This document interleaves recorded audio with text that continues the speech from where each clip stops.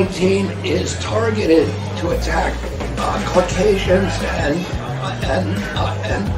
black people.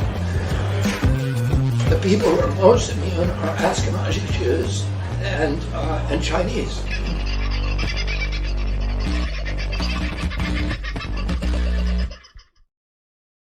Well, g'day, folks. How are you? Hope you're having a bloody good day. You can see I've got a little bit more life in me, and that is in part due, thank you, to the X39 patches. Where are they? I can't go very far without them. They have been a huge help to me over the last few days, I've got to tell you. But I think finally turned a corner with the back. Had another session with the back cracker today and finally managed to get in what I managed to put out a few days ago. At least I think I have. So still very tender around the ribs and particularly at the front for some reason, right on my sternum, but very sore there and very sore at the back. Hopefully it's just a bit of the swelling now that the patches will look after. But outside of that, I seem to be able to take a full breath again and walk like a human being rather than Cro-Magnon man, which I think is probably a good start. So my apologies for last night. I just wasn't capable of getting up off the bed. If I'm honest with you. So my apologies. Harm, good to have you, mate. Your back's out as well. That's very unpleasant. Makes it hard to go for a walk on that beautiful beach in your part of the world too, doesn't it? Bugger. Don't like that. Dave O, what do you got to say for yourself? The Rum Gallery is watching the floor. Good on you, buddy. Brucey, I hope you're doing all right. And the lovely Pete is too. Merry Christmas to you and yours too, buddy. I hope everybody's doing well in Maryborough. And look forward to seeing you soon at some stage. This wonderful lady, Sunflower, God love you. I hope you are doing well. There's a few things I've seen from you posted up in the chat while I was prepping the show out. So we might address one or two of those. You never know. Toxic Q, I just pulled a few Merry Christmases out. Same back to you. Phil, what do you got? Oh, your Ainsley Bullion Christmas package arrived today. Ho, ho, ho.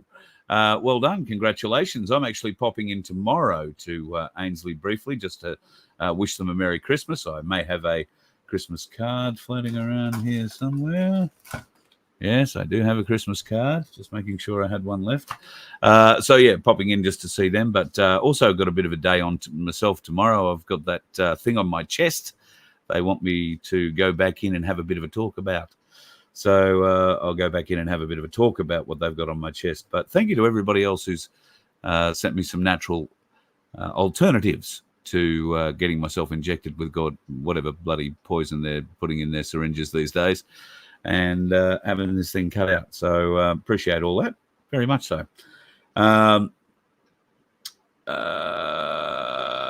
My thoughts on the QFS, Macca? Well, we can get to the QFS. In fact... it's probably better that I hang off on the QFS a little bit, maybe till Friday night.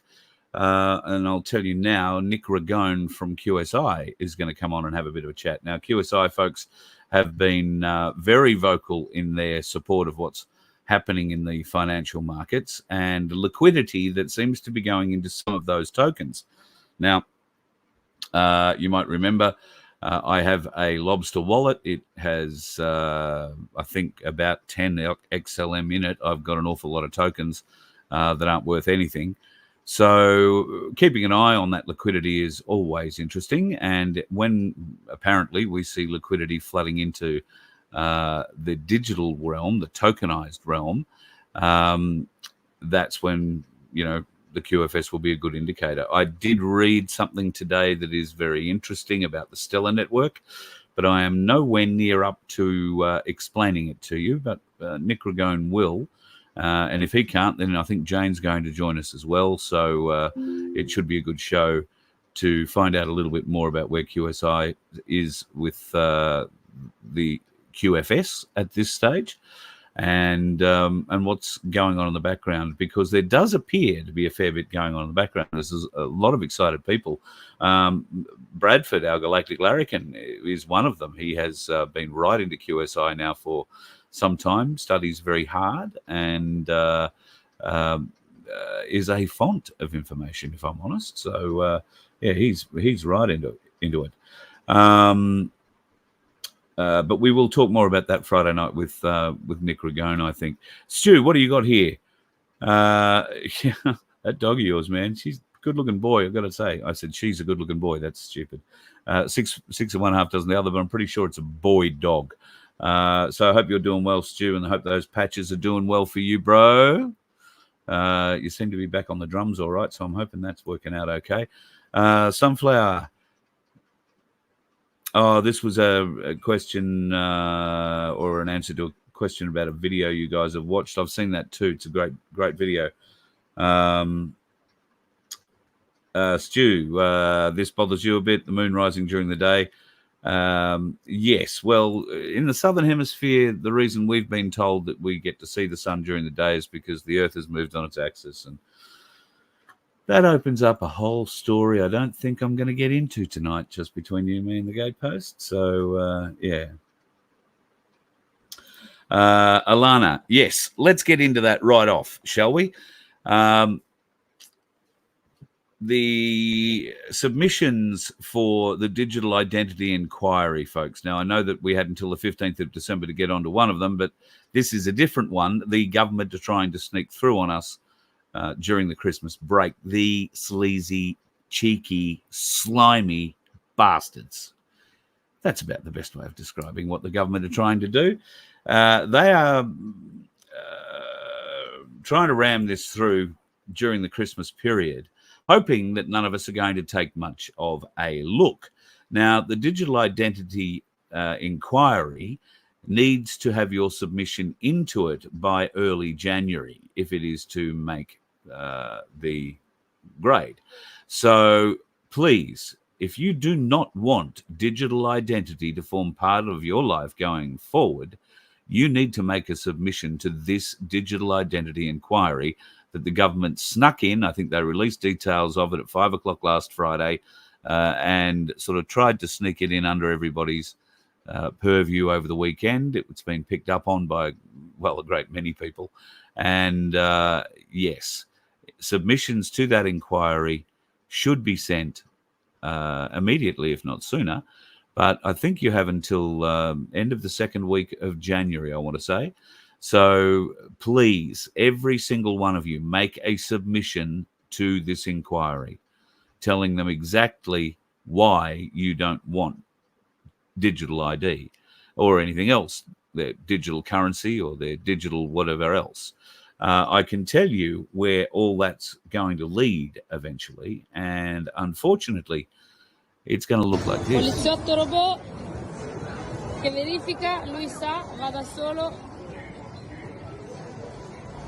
Telecamera a 360 gradi.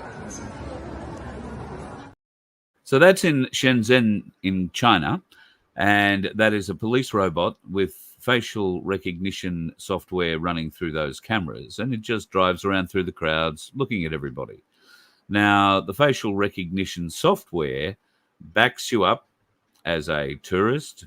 You'll have your papers. You'll be logged in the system as being out of your area in China and in somewhere else. If you're a tourist in the country, it'll have access to your passport and all those sorts of details, where you're staying, who your contacts are, how they can get a hold of you, that kind of thing. And should you be a person that they might find not worthy of a reasonable credit score because you disagree with what the government say, then they will be able to identify you as you going around doing your daily chores in the market, let's say, and alert the authorities to your position, where they can come and either give you a bit of a warning, but I don't know, there's too many warnings in China, and I don't know that there would be in our 15-minute cities either. Do you? Speaking of 15-minute cities, Yip Ya, Cairns Post, put their hand up for it. Isn't that wonderful? That's them putting their hand up for it. That bloke there, his name's Bob Morrow, I think. Morrow, is that his name? Manning, Councillor Bob Manning, just been elected as the new mayor. What does he say he's going to do? Well, 4 more years of business as usual, and that's that his term would be full of innovation and new ideas. So business as usual indicates one thing, but new ideas indicate something very, very different, and innovation. But anyway, he's touted the development of a smart city master plan that would provide a blueprint for the city's growth in technology areas with big ticket items like his team's light rail election promise. Yeah, light rail. Look, I'm a bit of a fan, but it does wreck a suburb while they're installing it. I just got to say. I don't know that Southport has still recovered on the Gold Coast. They're now tearing up between Broadbeach and Burleigh on the Gold Coast. The Canberra Light Rail Network looks like it works pretty well. I haven't been on it, but it looks like it works pretty well. Probably useful for all those public servants. I know during event times, the Gold Coast one works extremely well. And yes, maybe there is need to have one in a city the size of Cairns. However, a 15-minute city mentality by the mayor is going to, I think, make life very, very difficult for the locals.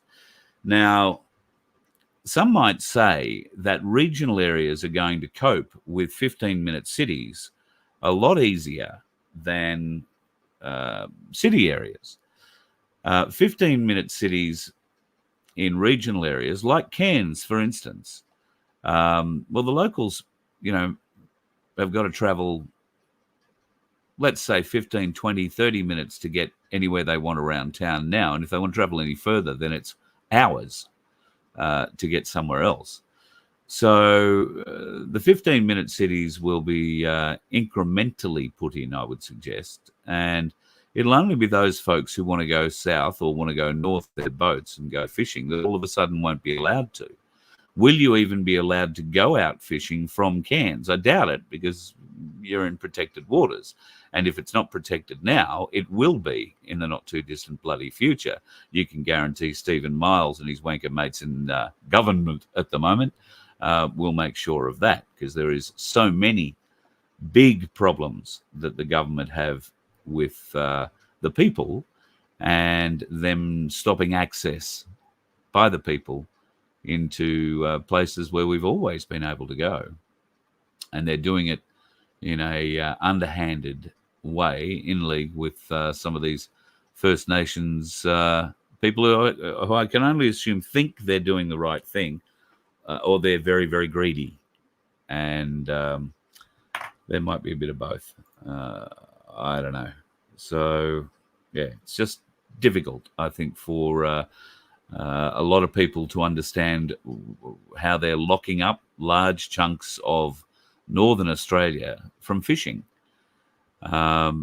It's been a fishing and very fertile fishing area for Australia and the islanders for many, many years, like forever. Now, our fishery is not in any danger of being fished out.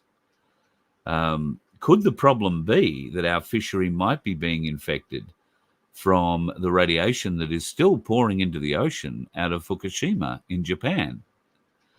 Now, while it has had a long time to get watered down, so to speak, before it gets to our shores, make no doubt, it is still getting into our northern Australian shores particularly, and that will be having an effect on the fishery in the Pacific. So they'll be trying to keep as many people out of that, I'm sure, as they can. And I know if you're in the fishing game, you know all too well, you got to steam a hell of a lot further these days before you can throw a net over the side and start making money. And it's just getting stupid for a lot of people. Speaking of stupid for a lot of people, there's something I've been meaning to bring up and just haven't for whatever reason over the last couple of shows. And that has been an experience that someone very near and very dear to us had recently at the Royal Adelaide Hospital. Now, as you know, Vince has his health battles. Well, it turns out that this battle wasn't Vince's, but his son's. Now, his son works in a pub, and I'm not sure if this happened in the pub or at home, but there was a glass involved. And the young bloke took a pretty sizable gouge out of a finger. In fact, two fingers. So they went to the local Mannum hospital, who saw a bit of blood and were terrified and said, "Oh no, you're going to have to go to Adelaide for that." So Mannum's probably close to 2-hour drive, particularly at night, a lot of kangaroos. So they've headed off to Adelaide. They have got to the Royal Adelaide Hospital at about 8:30 at night, where they sat down and commenced to wait. Now, the Royal Adelaide Hospital, you've got to think, it wasn't a weekend, it wasn't a Friday night, it wasn't a crazy night, shouldn't have been that busy, but oh boy, was it busy. Well, that's what they have you believe at any rate. They had them sit there for 11 hours before they were seen. Now, this young bloke had one hell of a cut, right? One hell of a gouge into his fingers. They eventually took him off. They did scans. They did this. They did the other. They put 15 stitches in it and sent him home. Luckily, no nerve damage. Luckily, no tendon damage. Missed everything with this bloody great slice that the glass made. And it was on, I forget now, I think it's an index finger and the finger beside it. So he managed to get home. But after, I think it was 15 or 16 hours they were there, by the time all the stitches were put in and they, walked out and started heading home. So the Adelaide Hospital is a bit interesting. Obviously, Vince inquired a number of times as to why things might be taking so long, and eventually started getting some truth out of those that he was inquiring of. It turns out that the Adelaide Hospital, the Royal Adelaide Hospital, which is a relatively brand new hospital, which isn't owned by the state government. They lease it from a rather interesting corporation we're trying to find out a bit more about. But they lease it. They tore down the other hospital where they had plenty of bed space and apparently plenty of people to go work there, but not so much anymore. Now, I know for a fact in South Australia alone, there are 3,000 medical personnel who could go back to work tomorrow if, one, they felt the urge to go back and could get past the insulting, condescending, and aggressive way many of them lost their jobs. But bear in mind that these people were being touted as our frontline heroes against COVID for so many months, right? When all that came down, these are our frontline heroes, our wonderful folks who put their lives at risk to be there to help you. And then when it suited the government, they get rid of you too. Oh, well, the frontline health workers who won't get jabbed, well, yeah, we don't need them so much. The brain drain, not just in South Australian health, but in health departments right across Australia, is so significant that one would wonder whether or not you are going to get competent medical care should you have the misfortune of requiring it. I think we've wondered for a long time whether or not you're going to get competent medical care anyway. They might prolong your life a little bit more, but that will depend on how much of they can adjudge they can make out of you between, now and all the pills they can sell you between now and when you die. Because they're bastards like that, just between you, me, and the gatepost. Absolute bastards. Now, that sort of leads me in a weird kind of way onto my next subject. Now, I have been getting, through Facebook, through Telegram, and through private messages to me, both text messages and whatnot, people inquiring about med beds or sending me a link to someone that is, or some organization that is claiming that you can get in line for a med bed. This is bullshit. All right? Do not believe anybody who tells you they have med beds. Okay? They don't. At least not the med beds that you and I are hoping for, that will arrive, we're told, in the very near future. But they're not advertising them on Facebook or Twitter or Instagram or anything like that. Do not give these people your money. All right? Do not.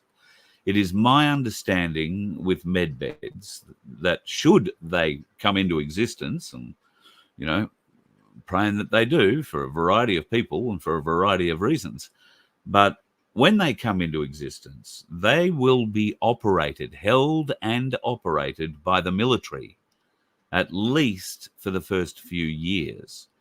Now, there will be a retraining that goes on of medical people who want to get back into the industry, and we might be speaking now directly to some of those 3,000 people in South Australia and God knows how many thousands more around the country who've walked away from their careers in medicine because, or in the health industry, because of the demands that bureaucrats placed on them.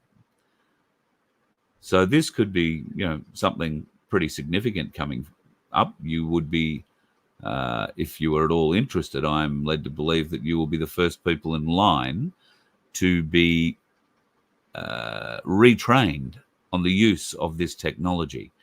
Now, that retraining could take a few years. And until such time as, I guess, the powers that be at that time are happy that you have completed that training, nobody is going to get any private med beds in their home. Maybe one day, maybe we'll be able to live long enough to see it. I don't know. But at this juncture, I suspect that that won't be the case. If med beds do come into existence in our lifetime, and a lot of people believe it's very soon that they're coming into existence in our lifetime, very soon, then bring it on. The people who will be using them have been trained on them. They've built them. They know exactly how, and I think can be relied on in the long run to teach those medical professionals that want, and of course newbies, how they function, how they work, and be able to use them going forward. But I think that is as I said before, a yearly or a multiple year process, not just something that will happen overnight.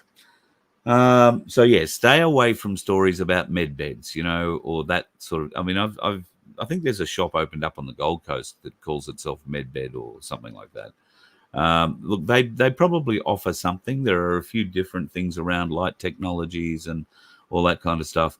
I'm not prepared to say what theirs is. I haven't really looked into it, but I can guarantee you it isn't the Medbed that you and I are thinking of. I can guarantee that. Okay. So do not get suckered for that. Do not click on a link on Facebook or Instagram or Twitter Watch or whatever. So just don't. It's not going to help you in any way, in any shape, or in any form at all. Now, Donald Trump. Well, he's had a win and he's had a lose. Where should we talk about first? He had a win in Georgia. I think what has happened in Georgia is really quite frightening. They have now agreed and found out and announced that there were 17,852 votes. 17,852 votes that could not be matched up with any ID or any kind of other correlation in the voting system. That makes them fraudulent votes. 17,852. The judge in this case is incredulous at that number. And funnily enough, nobody from the government side can explain how that kind of thing could happen. They're certainly going to try and get to the bottom of it, but don't know how that could happen. So that's a significant win for Trump. That's Georgia now, with that amount of votes taken out. That's Georgia back in play. Of course, in Arizona and New Mexico, there have been some interesting moves down there as well. With a court case that's going on at the moment regarding the Arizona Secretary of State, I think it is, who has been caught telling people to ignore piles of Trump votes and multiple counting, telling people to multiple count piles of Biden votes, amongst other things. That's the alleged crimes, or some of the alleged crimes, that she is currently standing trial, or at least inquiry for. I don't think it's a trial yet. There will be a significant trial, I think, to follow. But, of course, in Arizona, another very big state that Trump fully expected to win, and we know, having seen the data now, maybe you haven't, but the data is certainly out there, where Trump ostensibly has won every state in 2020. That's what the data says. Of course, the Supreme Court and everybody else says something very different. That would depend on whether or not you believe you're watching a movie, whether or not you'd be concerned about what's going on right now. If you think Biden really is running the world, then I would just ask you to do a little bit of research. Go and find out the difference between the president and the commander-in-chief. And once you understand the difference between the president and the commander-in-chief, you'll get a bit of an idea of where Donald Trump sits and where Biden sits in all of this. So have no fear. That is playing out in the background. I 100% believe that to be the case. 100% believe that to be the case. Ashley Biden has been making the news, which is quite sad. It's sad for this reason. I was so afraid of him coming into the shower with me, I've waited until late at night to take a shower. Now, that's Ashley Biden's diary. Who's the he? That'd be Joe she's referring to. Ashley Biden's diary is going to be explosive, folks, and expect more of it. I'm told a lot more of it between now and the new year. It should be, well, informative, to say the least. Ukraine, very quickly. Zelensky's been out rattling the tin again. You can't give us some financial support. Okay, please, give us a credit, and we will give you back money after the war. Go f*** yourself. But go f*** yourself. Is that clear? I think Elon Musk covered that off pretty well, don't you? I really do. Zelensky has been running around the world asking for more money. I'm pretty confident that he asked Australia to give up making roads and various other things and just send them money. But we inquired, where is the money going? Apparently they're looking to prop up the Air Force a little bit. But you notice there's less and less Zelensky in the news. People have forgotten about the war in Ukraine, so much so that they may not realize that Vladimir Putin declared the war in Ukraine over. He has declared victory in the war in Ukraine. Did the media notice? Oh, no. They're too busy watching the other war that, you know, at this stage of the game looks like having significantly more involvement from Australia. The Americans have announced that they are putting together a coalition to look after businesses transiting the Red Sea. Why? Well, because major oil companies like BP have paused all transits through the Red Sea. Now, that means the flow of oil is coming to a grinding halt. Why? Well, because the Houthis, amongst others, are getting a bit good with their rockets and their attacks, and they've been attacking shipping, including some American warships, which, well, was not only brave, but, well, it elicited quite a reaction. Speaking of reactions, Labor pushing for more immigrants. Yes, don't believe a word they are telling you about tightening visa numbers and, you know, making it harder for second employees to apply again and yada, yada, yada, yada, yada. Bullshit. It is bullshit, bullshit, bullshit. They are going to keep ramping up immigration in this country and make it impossible for genuine Australians to get into their own home. Already now, there are tens of thousands of Australians sleeping rough in their cars every night on the side of roads, beside rivers, which in some parts of the country right now are in flood. These folks have nowhere to go. They have no high ground to go to unless they can drive to it. And, well, let's face it, most of those places are going to be taken up right now, particularly in far north Queensland. So, you know, Labor's idea of bringing in more people, and we know where these people are coming from. We know which areas of business they're going to go into. Well, those areas that they're going into may not have the general businesses that these folks like going into straight away, but they'll bring them. Have no fear, they'll bring them. They're going to be pushed out into regional areas, particularly in Victoria. I believe Bendigo is a big fan favourite of the Labor government in Victoria to put immigrants. Mind you, most of Melbourne is always been immigrant based.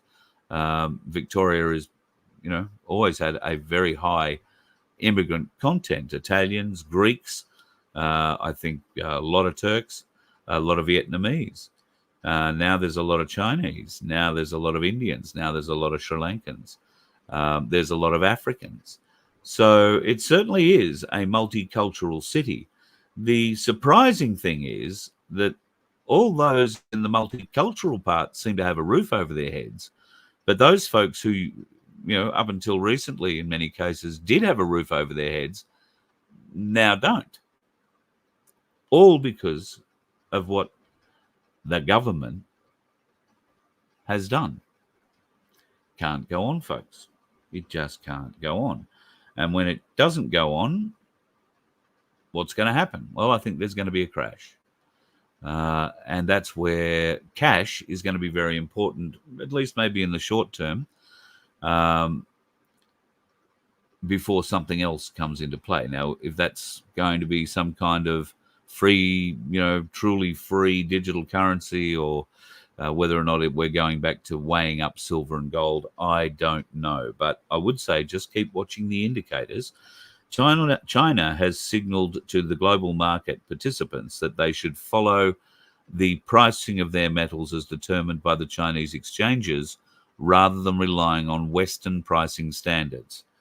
So, my interpretation of what that means, China has signaled to global market participants that they should follow the pricing of their metals as determined by the Chinese exchanges rather than relying on Western pricing standards. That means that if the market participants were to follow that, we're going to see a very significant change in the dominant currency in the world. A very significant change.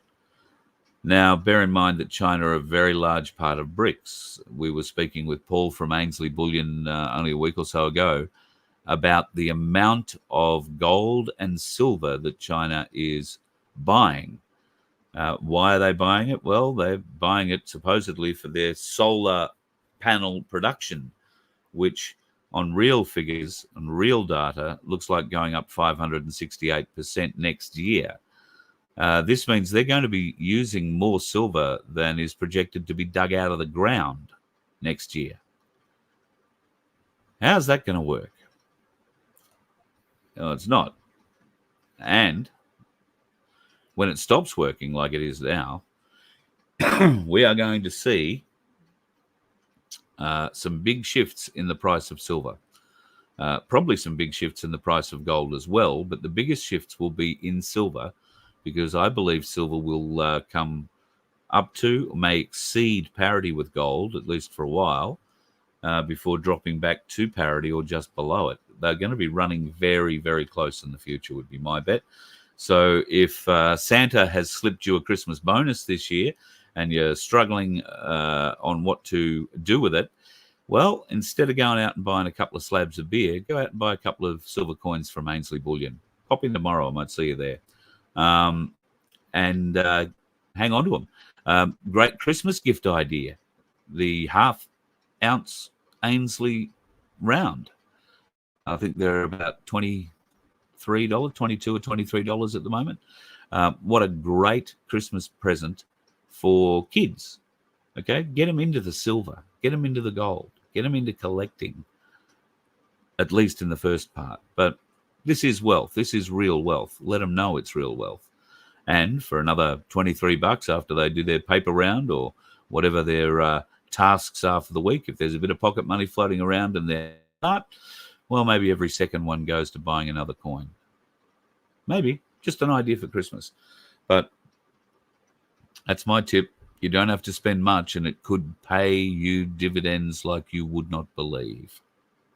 So go and see Paul, go in and see Steph and the rest of the team at Ainsley Bullion in Brisbane, or go in and see Michael and the team in Melbourne, and they will certainly look after you. I don't know about delivery before Christmas now if you were to get on the internet and buy, but if you want to go for a little bit of a wander, go in and check out the offices. They'd love to see you.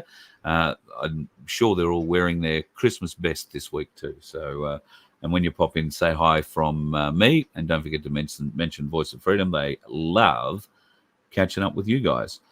All right. So I have an interest in Formula One. I've been involved, on the peripheries of it for many, many years with commentary at the Melbourne event. I've been very lucky. I've had access to not just the paddock area, but access to the pit garages. And I've been lucky enough to sit in the pit garage and talk with Michael Schumacher while sitting on the front wheel of his car. So stories about Michael Schumacher pop up a lot this time of year because we're coming up on the anniversary. It'll be 10 years since Michael Schumacher suffered his accident on the slopes in France that resulted in him being essentially kept out of the public view ever since.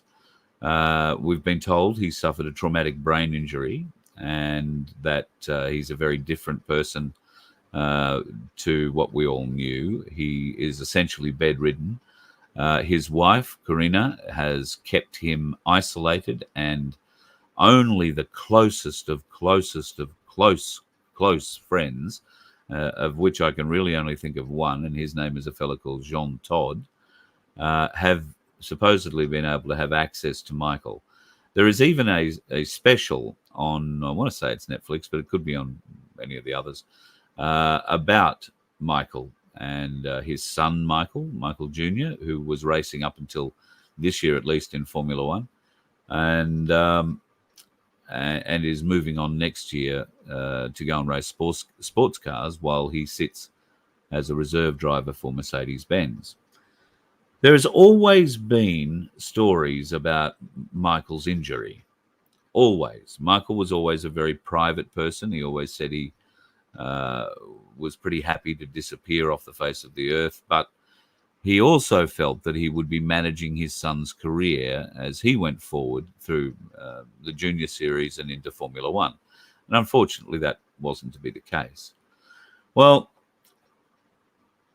there have always been stories that maybe the injury wasn't as bad as it seemed. Maybe Michael Schumacher is one of those faces that is going to return to us when everything is revealed with the truth. Now, what would Michael Schumacher be doing, getting taken out of Formula One so that he can come back some years later and say, oh, look, there's a lot of child traffic going on in the world. It's a pretty awful thing. Well, there's a very good reason that might be the case. So he suffered from a traumatic brain injury on the slopes in France. But what we do know is that the biggest sporting events in the world are all about child trafficking. You might recall that the Super Bowl, they put a sting in, and I think they arrested something like 166 men and 3 women with child trafficking and child sex charges through the Super Bowl. There have been a huge number of arrests in Australia at various different times, particularly on the East Coast, Brisbane, Gold Coast, Sydney and Melbourne. Michael Schumacher, it is alleged by Q Spartan Warrior at least, that he knew all about what was going on with the child trafficking and wanted nothing to do with it. And while he clearly stayed around in it long enough to know what was going on, he didn't supposedly play in it. And now might be coming back to explain the billionaires, because Formula One really is a billionaires sport. It's really only billionaires and the multi-millionaires that can afford the adrenochrome. That is one of the main products, if you like, of child trafficking and some of the heinous things that they do with the kids. So if you are a Michael Schumacher fan, it is coming up on the 10th anniversary. So I don't know if there's anything in that, but there certainly is a lot of chatter about Michael Schumacher reappearing in our ranks, which, I think will be pretty interesting. Immigration. We were talking about immigration before. Just before I shoot off onto something else, I just want to show you. There's a interesting place in Texas, which you've probably never heard of. It's a place called Eagle Pass. Have a look at this.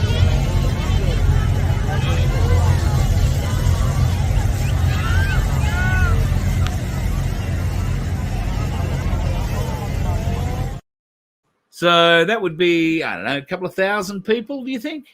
I reckon that's about a couple of thousand people. They're waiting to get through a hole in the fence that the American militia, certainly a military-style militia, has made for them and is keeping open.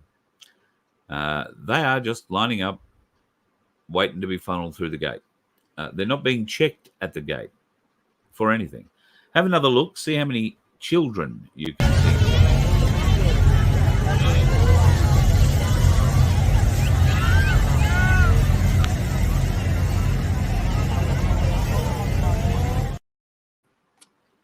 How many women did you see in there? Not too many women, a lot of young girls, a lot of fighting age men. You happen to notice that? So that's what's happening in Texas right now. And, well, it's an interesting time. It's an interesting time. I think we're seeing two things being played out on the border in Texas. And I don't mind so much what we're seeing played out. What I'm wondering is how they're going to rectify it, because many of these people are lost to the system once they get inside the American border, as they are in Australia.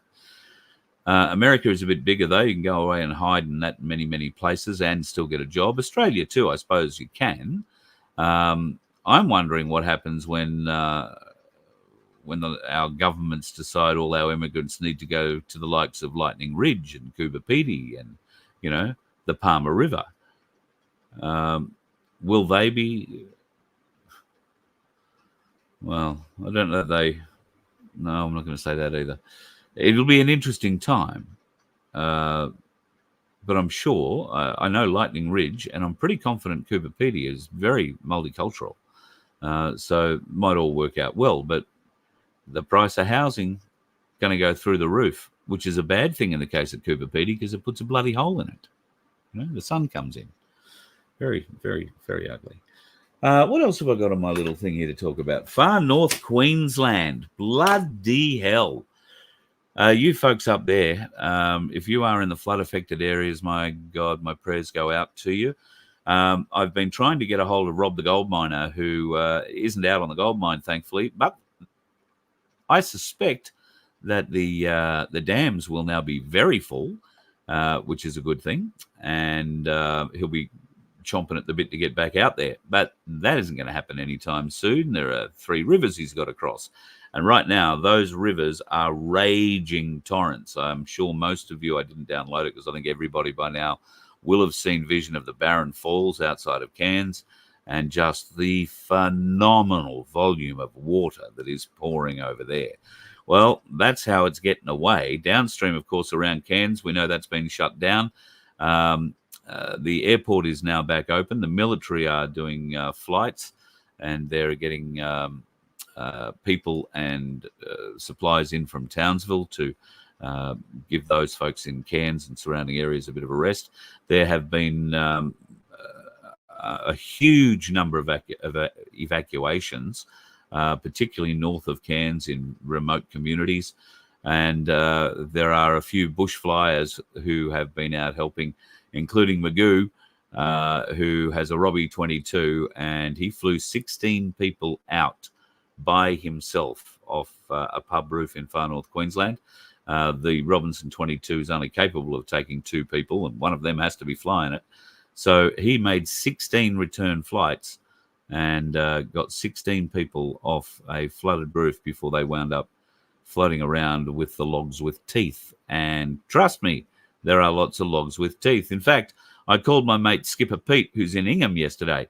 Now, I hesitate to ring up and say, "Oh, g'day, mate, how you going?" Because Ingham, while it sort of only got kissed by Jasper, if you like, at the southern edge, there has been a shitload of water come pouring down that way. And you might have seen on the news there was a croc in the main street. Now, I had it reliable from Pete that the locals weren't too worried about the croc that was running around. He's a local croc. They know him. He just lives in the pond beside the kids' playground, apparently.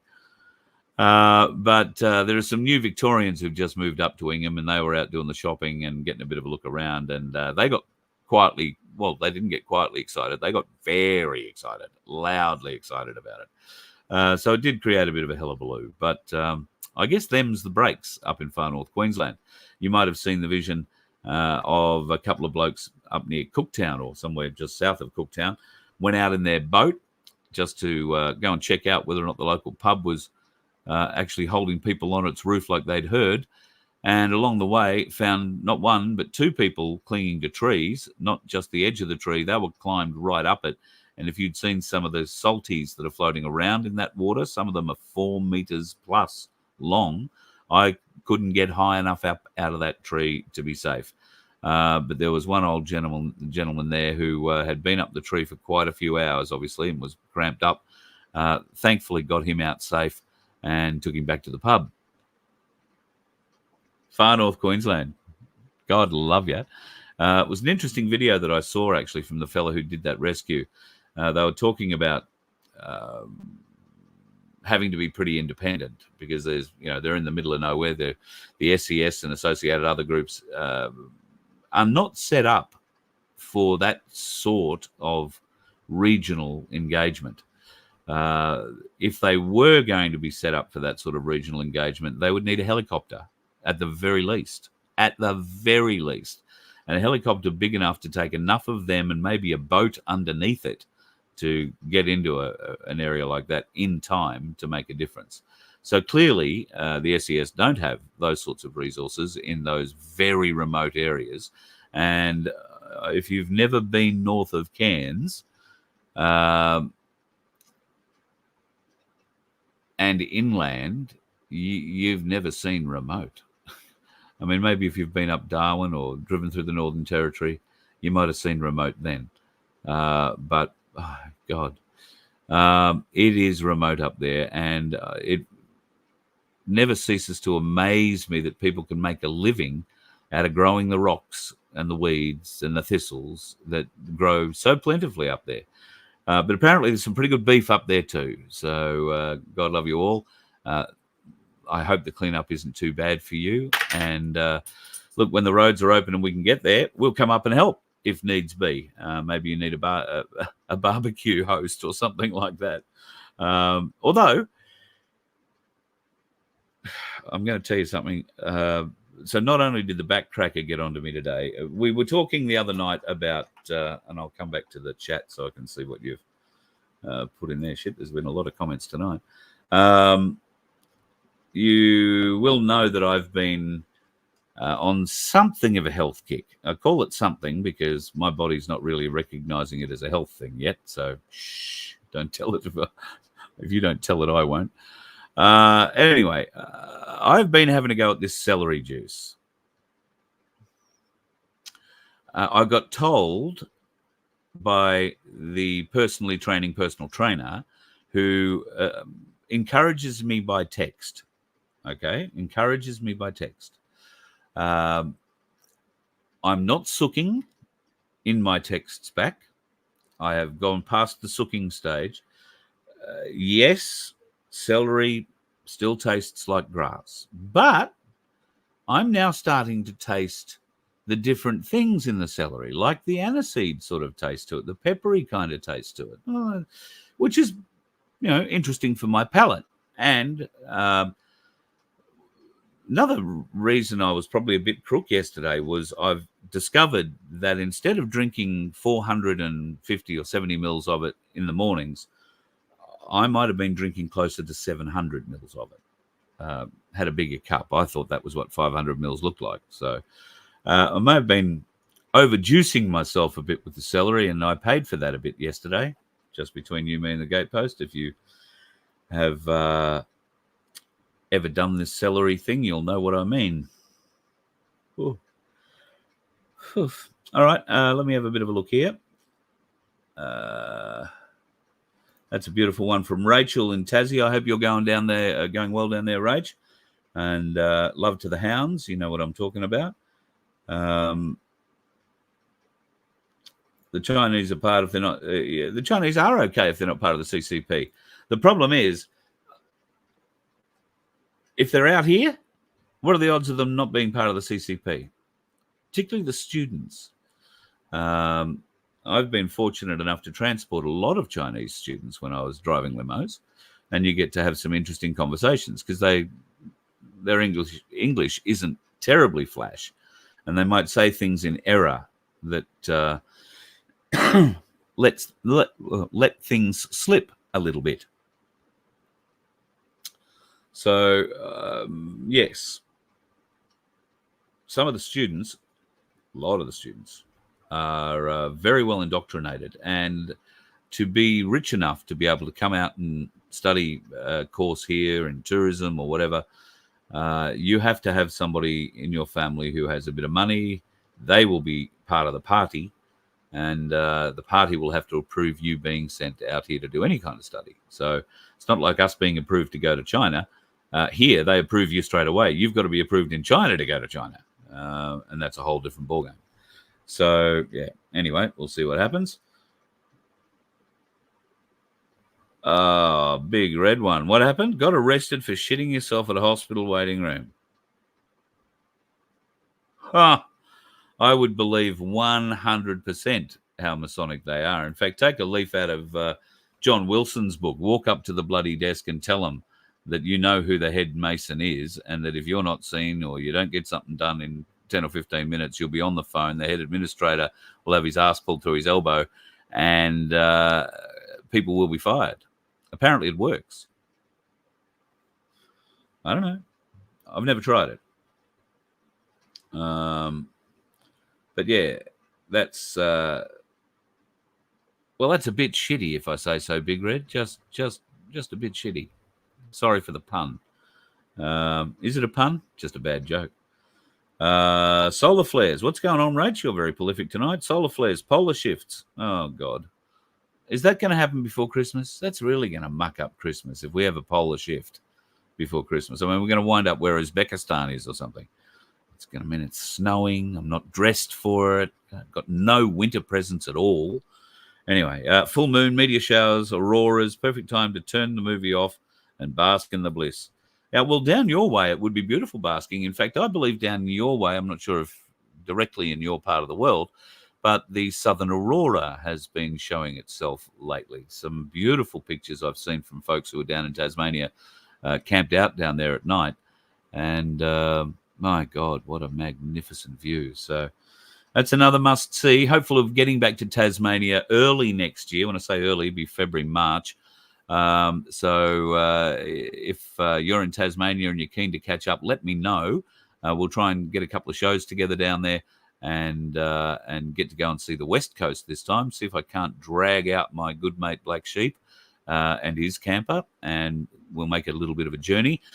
And if you want to come too, pardon me, you've got a camper van or you've got a caravan or you're going to hire one when we get over there, well, why don't you come? Why don't we make it a little bit of a convoy around Tassie for a couple of weeks, and we'll stop and see and do interesting things, have interesting shows, learn new things together. That would be great, wouldn't it?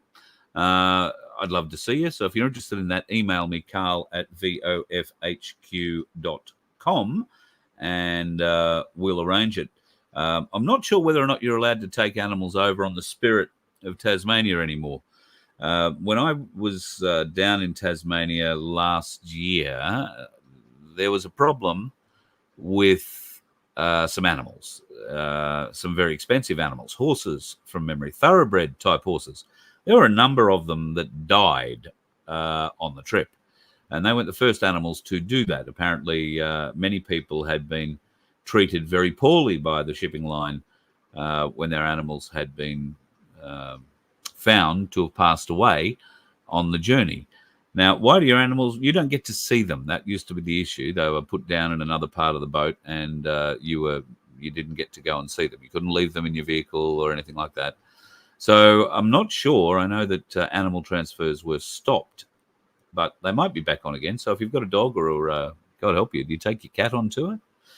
Must have it on a collar and a very good leash. Then love to have you. Be awesome to have you on a trip. Got a few people who are saying they want to come on the road. Just got to try and organise their time off when we're heading off. So, but you can always just come and join us wherever you are or wherever we are. You can just pop along for the ride. More the merrier, so they say.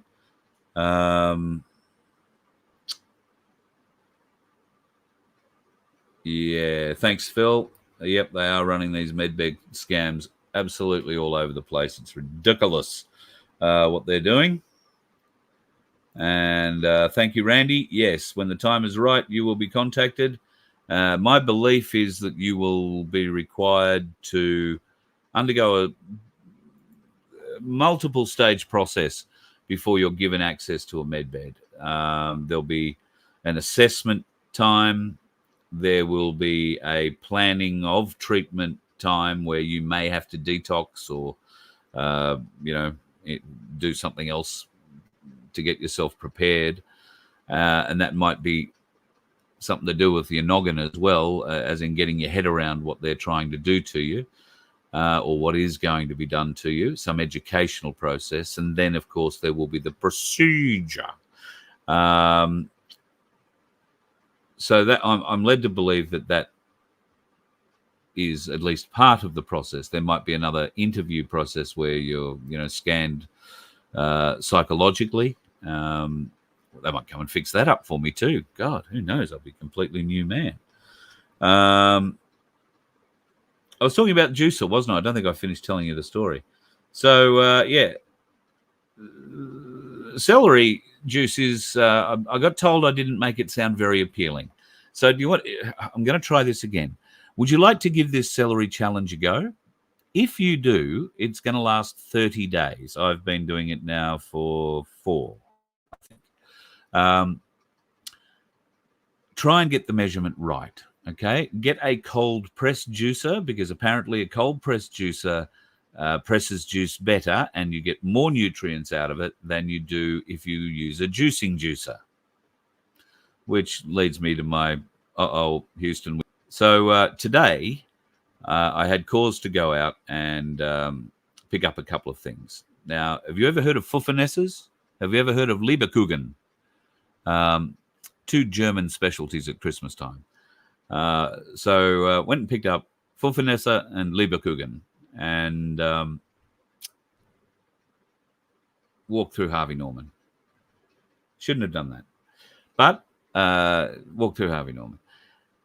Juicers and cold press machines have been on my mind lately because the one that I have been using is very hard to clean. For whatever reason, my first experience with it was very painful, particularly trying to get it apart afterwards to clean it. Like very painful. Like it nearly didn't survive the process. That's how painful it was. I was going to the shed to get a hammer. I'd had enough. So, walking through Harvey Norman today, I can be dead. Here's this bloody machine that looks like it does everything I need it to do, and it was at a stupidly low price.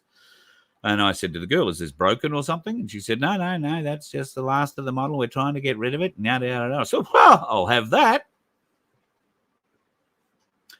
So I got that home. And fair dinkum, it's a hell of a juicer. But the problem is it's a juicer, not a cold press juicer. So I'm kind of in the shit with the physical trainer. I've got to take the juicer back and exchange it for a cold press juicer, which apparently costs a bit more but does a better job. I had to try the juicer this afternoon, all right? Just had to. Don't ask me why, but it's a man thing. And this thing, whoa, bloody hell. I'm going to find it very hard to let it go. I put 3 apples and half a whole celery thing through it in like 10 seconds. And it was magnificent juice. Just spectacular juice. Could have drunk it all day. Apparently you're not meant to. Give you the shits. But, yeah, really, really nice. So, I don't know, a bit torn. May not be cold press juicing. Really do like this other juicer. And, hey, listen, I'm drinking juice. It's better than drinking Red Bull. Because let's face it, I've probably had my fill of bull semen. Might explain why I'm a bit wriggly in places and why I have so many whiteheads, but that's another story completely. How's your week going? All right? Hope we're smiling occasionally, doing the right things. Last night while I wasn't on, I noticed that Ricardo was. They had a pretty interesting show last night. I didn't realize they were running a flag competition. Interesting to see so many great artists in our country, although I'm not sure how many of the flags that were up last night were Ricardo's, because apparently he's quite prolific at making them as well. But I don't believe, actually, now that I think about it, I think I heard somewhere in the show Sarah said that she hadn't put any of his up. So they might have been all yours up there last night. Did see a couple that I really liked, and a couple of that revert back to the square flag, which means something. Yeah, interesting to run the flag competition, but I dare say if you're going to come out with a new constitution, you're probably going to come out with a new flag as well, and he's certainly ahead of the game. Good on him. George, mainstream media saying there's going to be a significant drop in petrol prices over the festive season. You call bullshit. Well, I'm with you, brother. Yeah. I think there's as much likelihood of that as Santa landing on my roof on Christmas Eve. Not big. Rumbles of the US successfully exiting the WHO. I have heard this as well, Rachel. I've heard that there are rumblings of it. Nothing from the US Congress yet, and certainly nothing out of the US Department of State yet. It would be a significant, and I mean hugely significant thing if it happened. But I've heard rumblings. Like I've heard rumblings that Australia are going to pull out of it. But those rumblings are only if we're made to by the people. All right? So we had to get our submissions in for that bullshit. I think it was by the 15th of December. Hopefully you got your submission in time. That will come back before the Parliament in March, I want to say, the 23rd of March. Might be a little earlier than that, might be the 13th of March, for discussion and ratification before going back to the WHO, I believe in early June, to get it all signed off. We cannot allow it to be signed off. Regardless of what this inquiry and the results of this inquiry turn out to be, I fully suspect that it's going to be whitewashed by those folks on the in doing the inquiry to make it look like, oh, well, there weren't that many people who were worried about it, so we're going to let it happen. And that'll be what they do with the digital identity bill as well, which we spoke about earlier tonight. Get your submission in for that, and I will get the link for that so that I can supply those pages. Vince, I don't think, is with us tonight, but I'll get him to put them up on the Voice of Freedom webpage, vofhq.com, so that you can download them and fill in those submission documents. It's important, if you plan to do a submission, it's important that you read the submission guidelines and the areas of reference. Make your submission inside those areas of reference. Otherwise, it will not even be read, not beyond the first line where it's something outside of the submission area. It doesn't matter if 99% of your submission is inside the submission guideline area. If 1% of it is outside, they will use it as an excuse to dismiss the entire thing, and they won't look at any of it.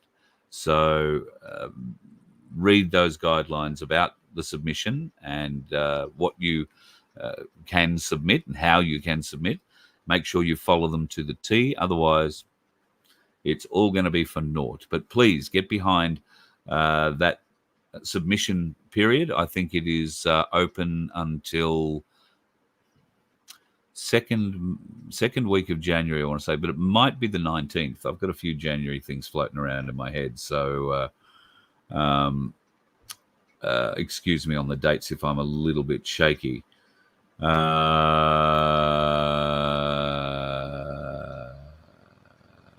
Thoughts on what Malcolm Roberts said about Bill Heffernan exposing the politicians?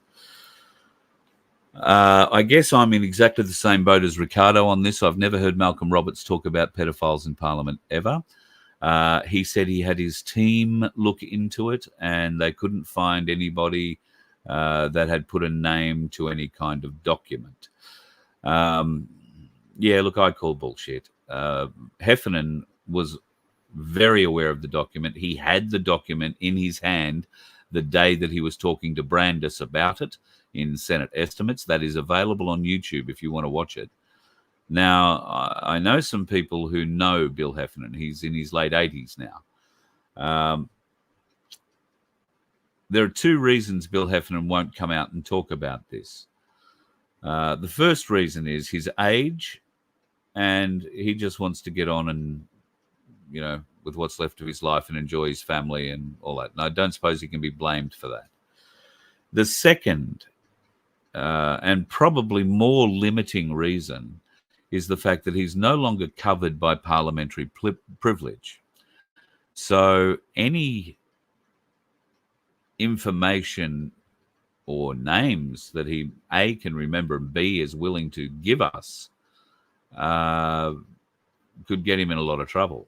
A lot of trouble. However, that trouble would be a defamation suit against who he named, or somebody who he named, alleging a defamation suit against Heffernan. Does Heffernan want to spend his life in what's remaining of his life in court? No, I'm bloody sure he doesn't, and he certainly doesn't want to spend the money on the friggin' lawyers and the $1 million plus it would probably cost to defend such an action. But such an action would be useful because it would allow discovery and allow Bill Heffernan to bring out an awful lot of truth into the light so that we can see it. Now, that's never going to happen. The government would never allow that to happen. They'd never let it get to a stage, I don't think, where, you know, they had to supply anything to Bill Heffernan so that he could protect himself from a defamation case. And I don't think Bill Heffernan is going to put himself in that position anytime soon. He was in politics for all his adult life, basically, and managed to get out. I was going to say unscathed, but nobody who's ever been in that place is unscathed. It just varies the depth that they manage to get into you. And I have no doubt there are some good people who've been through that place. Bill Heffernan may well be one of them. But at this point, where he could probably be of the most service he could ever be in his life to this nation, he finds himself unwilling or unable to do so. And that's sad, but that is the reality of where we are today, which is a bit shitty, but it is what it is. Tis what it is. Seeing if I've got everything sorted. Yes, I think I have got everything sorted I was going to cover off on tonight. Nick Ragone is going to be on Friday night for a bit of a chat, and we will talk about the flushing of the financial system then, the quantum financial system. Is it coming? When's it coming? Will Santa be giving us an early Christmas present? And that Christmas present might be an EBS on the 23rd of December. There is so many weird things being said about the 23rd of December. There are a lot of weird things being said about who is going to control any EBS, particularly here in Australia. There's talk it could be anyone from a Governor General to a grandmother. And I'm not clear on any of it at this juncture. So until I am told otherwise, I do fully expect Rudolph to be lighting his way over your house on Christmas Eve. And I hope you've been good boys and girls and Santa is looking after you. Of course, we know there are a significant amount of people that will be getting coal for Christmas this year.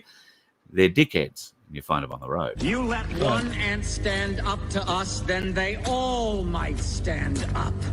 Those puny little ants outnumber us 100 to 1. And if they ever figure that out, there goes our way of life. It's not about food. It's about keeping those ants in line. That's why we're going back. Does anybody else want to stay? Let's ride!